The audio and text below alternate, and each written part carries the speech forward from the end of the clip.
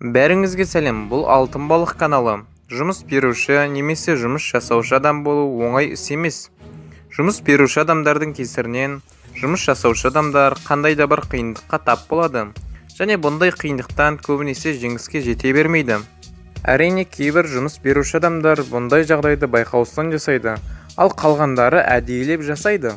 Бұндай жағдайда кейбір жұмысшылар бұл жағдайға көндігетін болса, ал қалғандары өздерінің жұмыс беруші адамдарынан кек алуға кіріседі. Бүгінгі видеода сіздерге жұмысшылардың кек алуын көрсететін боламын. Жұмыс беруші адамдарға, егерде оның жұмысшылары ауыр техниканы басқаратын болса, оларға түсініспеушілікке келмегені дұрыс болар. Өздеріңізде біліп отырған шығарсыздар. Бұл жұмысшының бастығы бұл жұмысшының көңілін өте қатты қалдырған секілді. Және бұл үшін өте жоғары деңгейде жауап берді. Егерде сіздің көңіліңіз қалып, өте қатты ашулы болсаңыз, бұндай жағдайда машинасын қалай басып өтпейсіз. Егерде сіздің жұмыс беруші адамыңыз сіздің мазаңызды алып, өте қатты ашуландырса, онда бірдеңені білдіргіңіз келеді. Сізбен бірге жұмыс жасайтын жұмысшылар болса, бұл сіздің әрекетіңізді телефонға түсіруден басқа амалы қалмайды. Бастығының ұшағына өте үлкен тесік жасап жатыр. Бұл жұмысшының ашуына өте қатты тиген секілді. 2008 жылы Британияның телеэкрандарынан жұмыс беруші мен жұмыс жасаушы адамның арасында қақтығыс жайлы көрсетілді. Жұмыс беруші адам өзінің есігінің алдына шатыр орнатуын сұраған. Өздеріңіз көріп тұрғандай, бұл жағдай жақсы жағынан аяқталмады.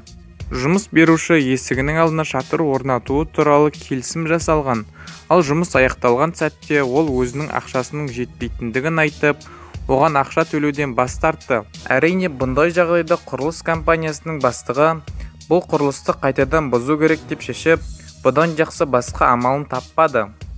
Жұмысшылардың айтуынша, бұл құрылысты қайтадан қиратып, жұмыс берушіден кек алған өте керемет болса, ал келесі жағына олардың еңбегі аяқ асты болғаны оларға өте қатты өкінішті болды.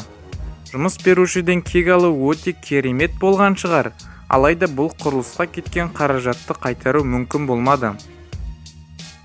Қоқыс таситын компания өздерінің еңбегін бағаламай, 1,5 ай бойы оларға ақша төлемеген үйден кек алды.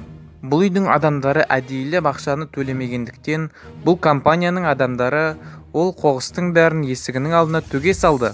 Бұндай жағдайға тап болмау үшін әрқашан ақшаны уақытында төлеп жүрген дұрыс болар.